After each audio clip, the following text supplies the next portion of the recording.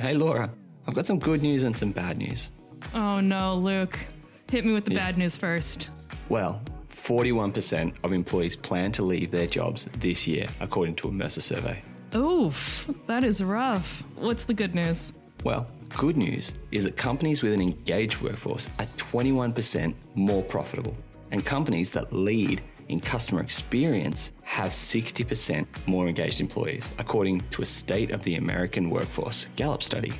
Wow, it's funny because it kind of makes sense. Because, when people are engaged, they're more productive, they're motivated, and they'll even stick around. They'll stay with the company. Yeah, that's what Centrical's all about. They're on a mission to help companies worldwide create a culture of engagement where employees can continuously learn, develop, and in turn grow and thrive.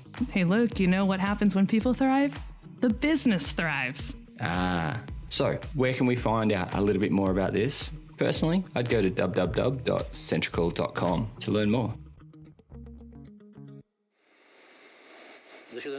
I'm Luke Jamison. And I'm Laura Butvinik, and we totally geek out about employee experience. We're on a mission to discover how putting employees at the center of your organization impacts business.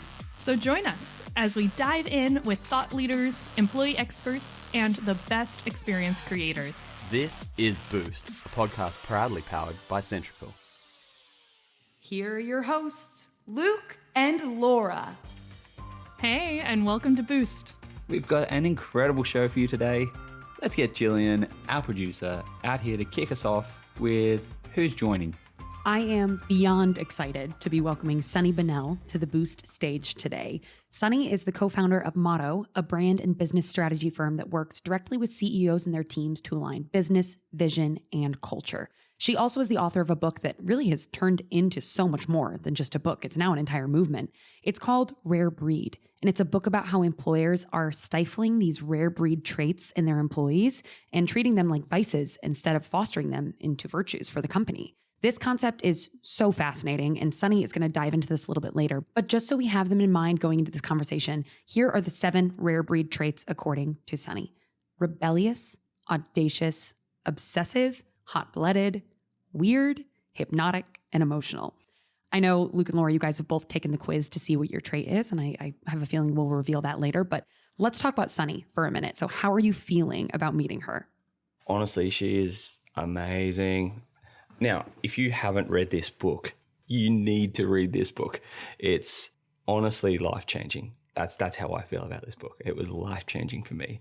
It opened my eyes. It made me look back over my whole career and those moments. I remember going into an office. It was my first leadership job. I walked into this meeting room and I started talking about all these things that we need to change and do. And they're like, oh, it's so cute. He's a shiny penny. I was nicknamed Penny. I was nicknamed Penny for like a year. Like, That's Penny. so, I don't know, infantilizing to just be like, oh, cute Penny. I know. It's and so bizarre. We should be embracing those things, not making fun of them, right? So Exactly. yeah, if you haven't read the book, get on and have a read of it for sure.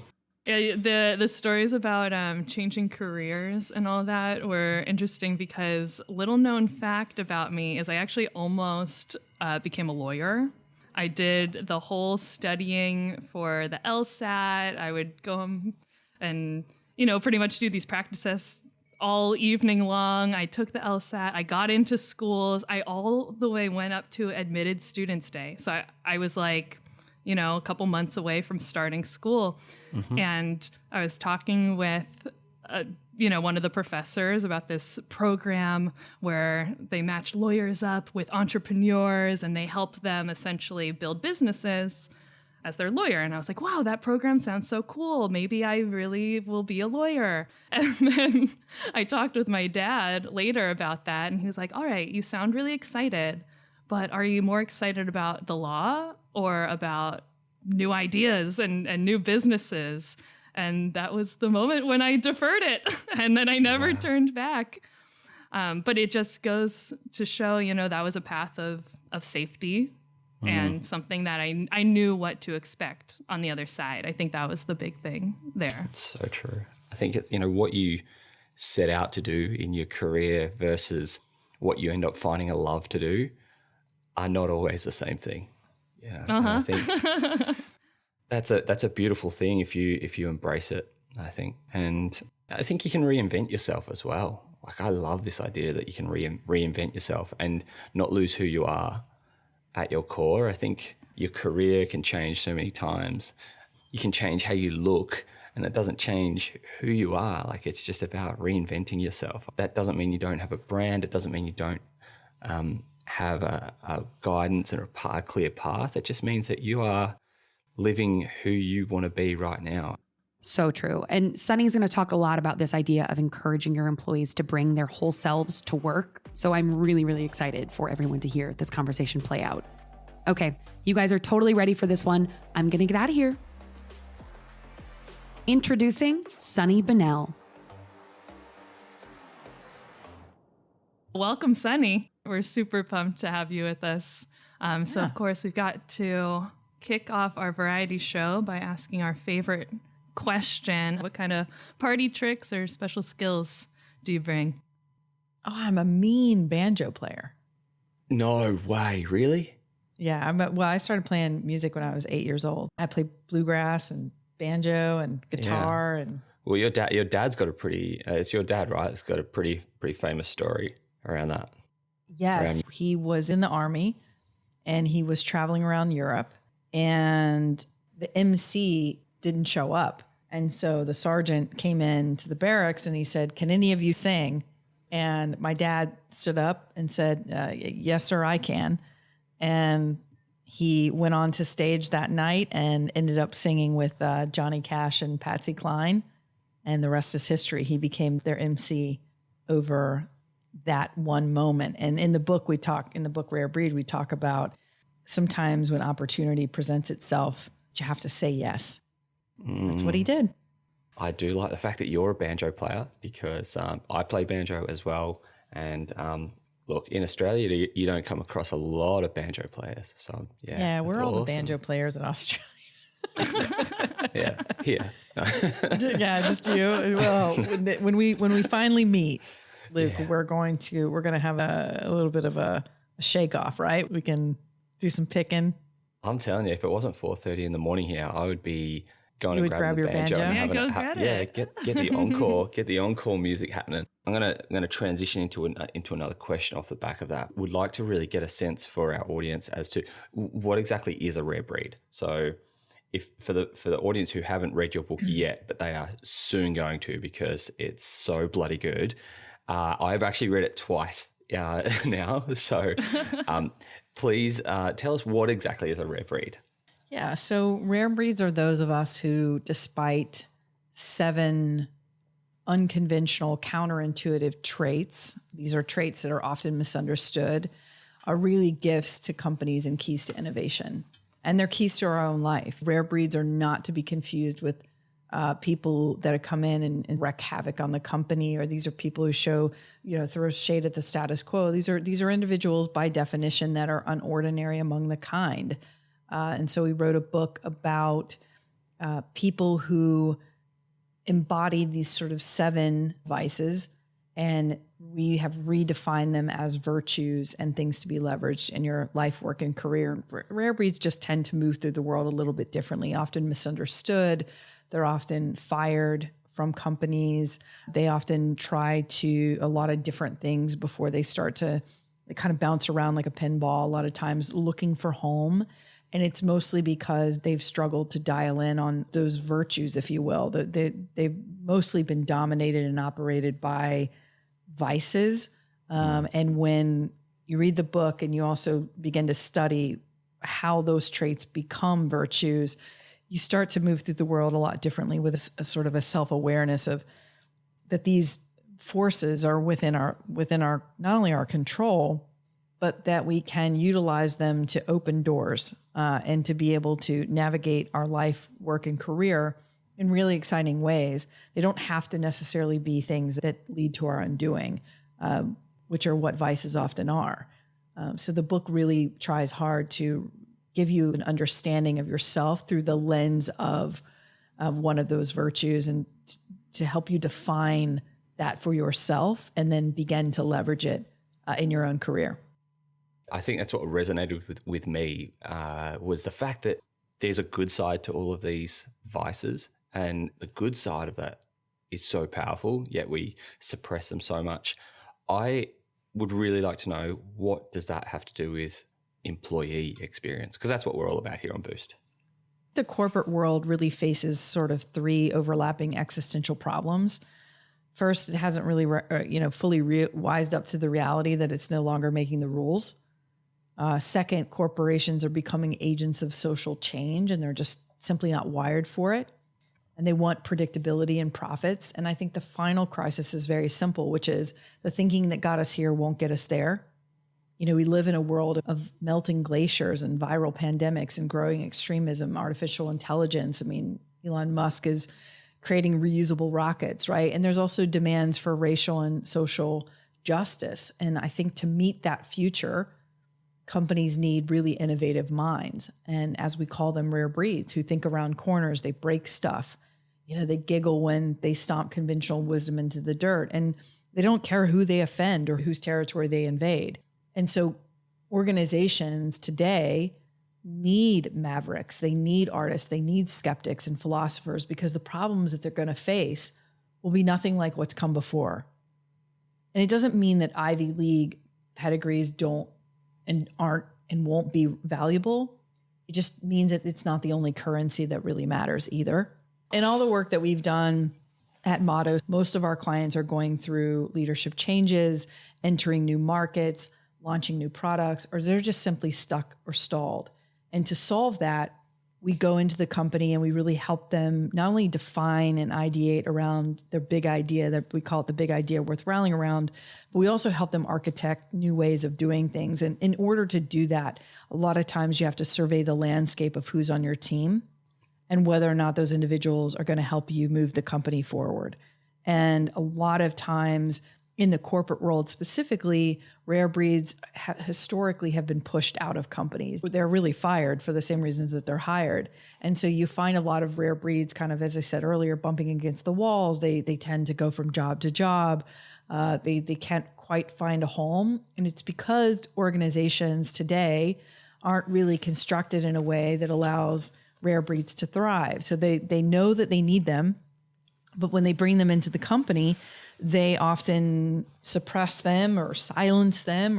Yeah, I think it's really interesting. Like you're saying, they know that they need it, but it's really scary. And they don't want, the waves being rocked too much. I want a little bit of innovation, but not at feeling uncomfortable, for example. Yeah, but that's the problem with companies today, is that they believe that these things operate in a straight line, and they want the rebel, but they fear the rebel. They want somebody who dreams big, but then they're like, well, not too big, So to your point, put a lot of limitations on people, and we never really fully realize their potential. And I think that's why so many people in this world right now are very frustrated, is because they have felt silenced again and again and again. And at some point you become silenced forever. And I think what this book did was really unlock a lot of people to hear their own voices again. And I think that's what we see a lot now.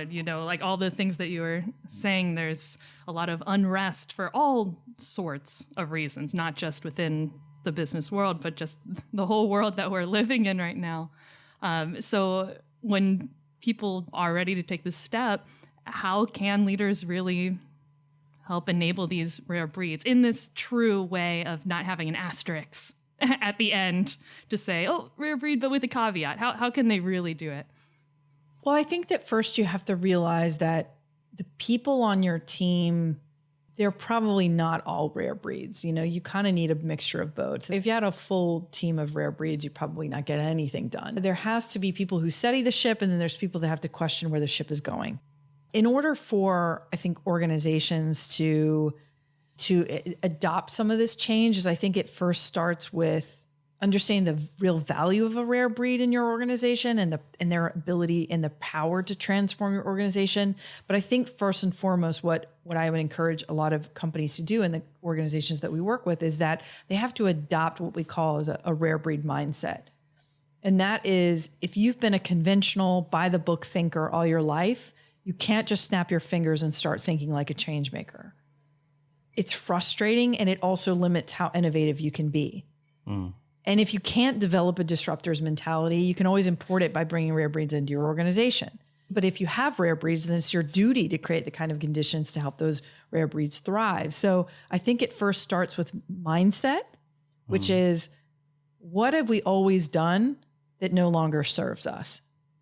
And if we were to think about ways to enable and empower rare breed attributes within the workplace and within the work culture, what would that look like? And what can we do to begin to implement some of these ideas and change specific to evolving people and practices? And so it really starts inside out. I mean, so much of the work that Motto does is leadership and culture first. So we're going into companies to try to understand, like, what is the rhythm of this place? You know, all these companies, like, you can be in the same business, you can do the same thing, but like, what actually makes the difference is the DNA of that company. Like, it's the founder, it's the leadership, it's the C-suite, it's the people that are infusing that organization with energy is what you're trying to tap into. And most importantly, what are you fighting for and what are you fighting against?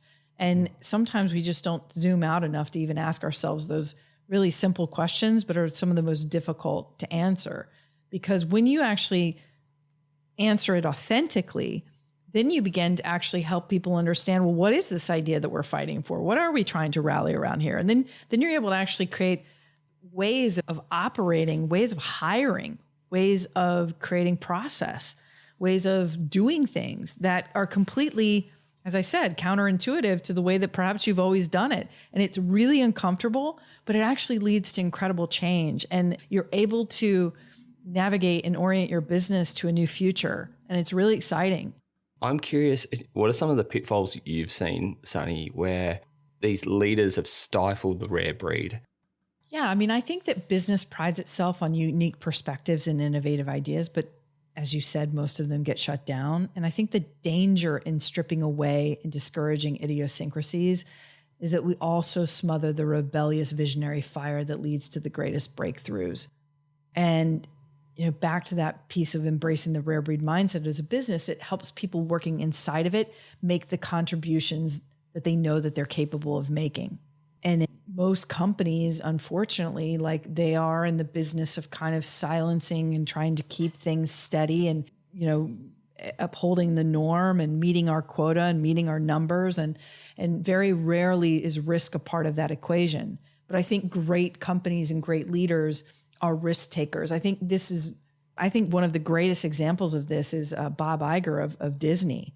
You know, he acquired Pixar, he acquired Marvel. He did these incredibly risky acquisitions that no one thought was possible, but it also cemented almost their place in the conversation, their future in the conversation.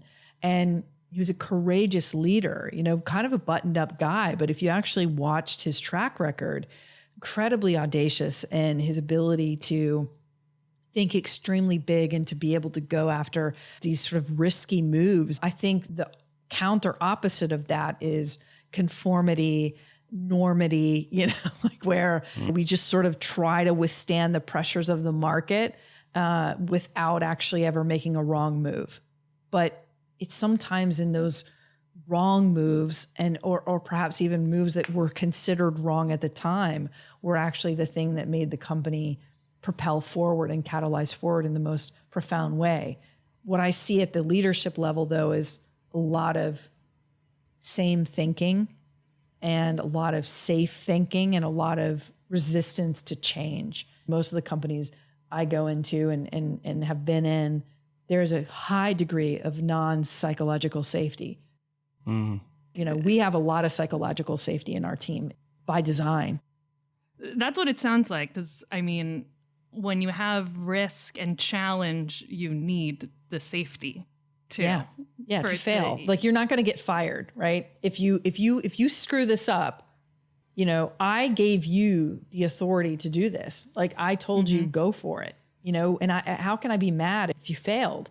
Now, if you repeatedly fail, right, that becomes a problem, of course. This is somebody who's just not, you know, they're not winning very often. Then you have to ask yourself, okay, well, why is that going on? And you try to coach it, and then perhaps that they're not the right fit. But the majority of the time, what you're looking for is people to step in and surprise themselves and in turn surprise you so that you can build leaders, because you're trying to grow leadership mindset within your own team. And that requires coaching. That requires actually allowing people to stretch, try and fail, and sometimes repeatedly without feeling like they're going to get fired. Now, that does not equal poor performance. They're not the same thing.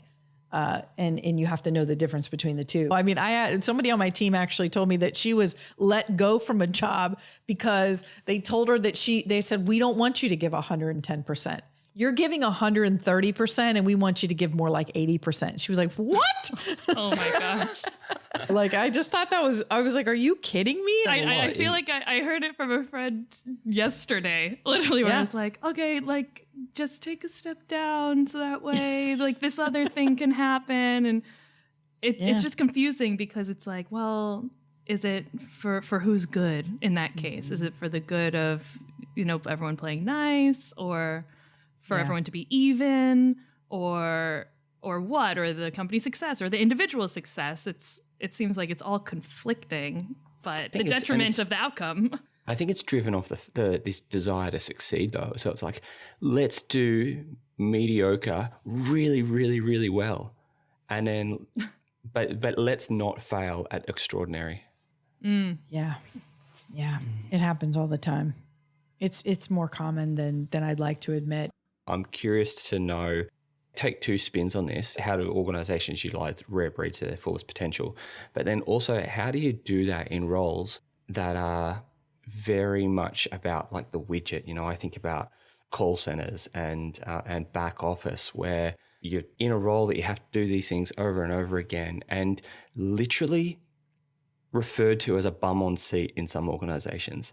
How do organizations utilize these rare breeds, particularly in those sort of roles? I think leaders are by definition, like, they're supposed to possess these conventional leadership traits, right? They're meant to be steady, decisive, consistent, calculated, diplomatic, logical, right? We know those qualities are important in leaders and within your team. But you have to understand that rare breeds are going to think, act, and communicate with an entirely different mindset. They operate on a different frequency. They're going to tear conventional thinking apart. They eat the status quo for breakfast, right? And there's this crazy little study, like the Harvard Business Review, I think, published a study that said that 10% of people work in fewer than 10% of people work in companies that encourage nonconformity. So all that tells me is that people leave their real selves behind at the door. And so as leaders, how many great ideas, how many great minds, how much innovation are you losing because you punish those for even trying? How many people are walking out of the job because they don't feel connected to it? How many people are walking out of your doors because they don't feel seen? How many people do you meet that say, I love my job? As leaders, like, it's our job to realize that we are silencing and awakening people at so many different points. And we know that leadership is hard. We barely know how to manage ourselves, let alone the mess of other people, right? Humans are messy. But societally, we need to be able to better own who we are and internal our organizations to create the culture of acceptance so that we can, in fact, reach our full potential, not just as like leaders within a company, but those that we employ, those that we lead, those that we coach and shepherd. We have to create that culture of possibility where ideas don't go to be smothered. Ideas go to be born, championed, accelerated, right? And is there a step-by-step process? No. I mean, I think you need the right team. I think you need the right magic happens when the right people are put together. I think you have to have a real purpose and a cause, something to believe in. I think as a leader, you have to be able to very clearly articulate like what it is that you're fighting for and what are you fighting against. I mean, at Motto, every day, I'm like, this is the flag that we carry and this is the hill that we march towards. And we almost beat it into people's heads day in and day out, because otherwise we forget the missions that we're on. why are we even on this boat together? Why are we out at sea, wasting all of our time together in this, on these choppy waters?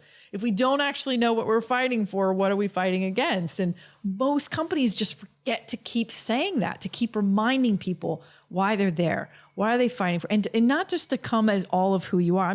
I'm not advocating for toxicity, right? And I want to be really careful about that, because in most companies where you think of bringing in a disruptor or ruckus maker, like you automatically go, well, that leads to culture carnage, right? And that's true, but that's not a rare breed.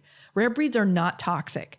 Rare breeds are forces for good. They have learned to use those 7 traits as a force for good in whatever it is that they're working on. The other people that we're talking about who come in and lead to culture carnage and destroy your culture, that's just a toxic person. Like, no, you don't want them on your team. But rare breeds you should absolutely be looking for. You should be seeking them out. And more importantly, you should give them amazing jobs and like get out of their way. How do you get better than that? Yeah, that's awesome. it. It's also funny because I binged the show Severance this weekend. Oh, I haven't watched that yet. Is it good? Well, it's excellent, but I'll give you like the quick log line. It's that there are these jobs and where the workers undergo this procedure called severance, where they literally turn off their memories from the outside of the workplace. So they go into the workplace and all they are workers. That's the only identity they know. They don't have the context of the rest of their life. And then when they leave the workplace, then they have their outside of workplace persona. And the idea is like, oh, how great. I don't have to battle this work-life balance. I can have severance to do this. Oh my gosh. Damn. But first of all, it's phenomenal. Dang. This is not a paid ad. This is a free ad. I know, they're like, thank you. But it just goes back to what you both were saying about, hey, like leave yourself at the door. And I remember I even had a job where that was one of the mottos, and it was like set up as almost a tenant where it's like, oh, just, leave. It's a cautionary tale. Yeah, Sure. leave that humanness of who you are at the door and don't bring that in. Right. And then it's like, that is a terrible mindset. Well, like how much humor can I bring in then? Like how much courage can I bring? You Like edit. these good You edit things. yourself. Cancel the fun. No. Yeah. But it's true. I mean, there's a lot of people who still have that mindset, like that's not appropriate for the workplace, or this isn't necessary for the workplace. Like you be you when you're not here, but you be somebody else when you are. And I believe that it's becoming dismantled. I believe that thinking is starting to become dismantled. I mean, just scroll through LinkedIn and you'll see how much of under scrutiny these companies are and leaders are. I think it's so important for teams and leaders to invest in your people and invest in learning and invest in training of your own self so that you can be broken mirrors can't be good leaders to other people. It's the mic drop. Sunny, do you have a guess of what we are? Do you want to have a guess at what we are, given that you know us so well? I was going to guess that Laura was hypnotic. Oh, I'm flattered. And I was going to guess, Luke, that you're rebellious or audacious. Okay, good. We'll let you. I have a different guess for Luke. Okay. Actually. Okay. You guys know each other well, so. All right, Laura, what is it? Rebellious and audacious are good. My guess for Luke is obsessive, and not just because he read this book 3 times in like one night, it seemed like. Oh, that would have been my third one. Yeah, that would have been the third guess. What are you, Luke? I came out as audacious. See? That was close. And I thought there was a lot of good traits in so many of the 7 that I was like, yeah, I'm definitely obsessed in that way, and definitely this. But it was when the dark side of audacious was talked about, and I was like, yeah, that is definitely me. Yes, yeah, that's me. What are you, Laura? Okay, I got to take a guess. So I'm gonna guess. And then I got to guess. Yeah. I'm gonna guess emotional. Wow, this is so interesting. So I also got audacious, actually. But I think Luke and I are 2 different flavors of I could probably see it. Yeah. Audacious. Yeah. So Luke and I will have a whole debrief about it. I also was surprised. I thought I was going to get emotional. There's probably a strong secondary in there. Yeah, it's like the rising moon, setting sun, astrology stuff. Yeah, but if you're I'm the emotional- rising moon audacious. Well, and interesting. a Like seven. audacious people do have a very emotional side, so it could absolutely be very much at play. But you might look back and go, okay, some of my moves have been audacious, and that kind of shows itself again and again. Man, there's so many mind-blowing moments in that one too. There's so many good ones. So my mind blown moment was the importance of psychological safety in really being that like foundation layer to then opening up the opportunity for rare breeds and risk and courage to grow from. But it all starting with that safety layer. It's super important. I think my mind-blown moment's really similar to yours. And it's in the same vein around psychological safety, but it's around giving people jobs that are not for them to really see where they go with it, you know, and really just put someone in a scenario that it forces them to think differently. And because there's this psychological safety, they have a freedom to fail, and that's okay. But imagine the cool stuff that comes out of giving something really different to someone that you weren't expecting. I think that's really cool. I almost saw it as a recipe of like safety plus coaching equals limitless or something like that. Hooroo, I'm Luke. Goodbye, I'm Laura, and thank you so much for joining us. For more content that will help you elevate your employee experience and performance, you can find us at centrical.com/boost podcast. Boost.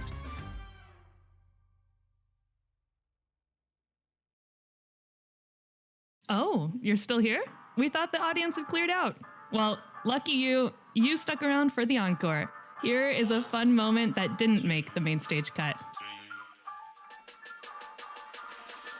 So many good quotes in the book as well. Like I just would hear them. I'm like, I'm gonna get that tattooed on my body. Like that is so I will good. pay for that tattoo, Luke. Seriously, I'm not even joking. There's like 3 in there that I've written down that I'm like, that's getting a tattoo. Like I love that. If you ever do that, you should tell me. comments. I will pay for that. I'm gonna do it, and I'm gonna send you a photo. Send me the receipt. It's just written in such an interesting, non-conforming way. You know, it's written more like a long poem. I mean, it's very metaphorical, true. and Yeah. you know, there's a lot of story, and our voice is very potent. A lot of people tell us that, write us that, and I think it's just a refreshing read because business books are mostly stodgy and kind of boring, and we wanted to be the antithesis of that. It's amazing. It's You did a seriously great my job. new Bible. Really. Yeah, it's amazing. Thanks. If you get that tattoo, you better let me know. It's happening. It's going on our socials. This week? Like this week? Come on. Do it Let's this do it. week, Luke. Do it this week, For Luke. the- How many it's the tattoos do you have? It's the episode promo. I've got a few. I got a few. Do you? Yeah. Like 10, 50, by 30? 2, How many? We don't even know. 6, 7, 8, 9. Yeah, like He's like, and then 3 11. more. 11. Like on an arm, like just an Yeah, arm? like or? just on my arm. Yeah. Okay, yeah. You know what would be really cool? So you say it's your right arm, right? It's Yeah. tattooed? Okay. So on your left arm, you should write it on, what's that, your forearm, that little soft spot, you know, where like going towards the palm of your hand? Yeah. You should write one of that. You know, we weren't born to be, what is it? Born to be comets, not common. Yeah. Yeah. It's a good one.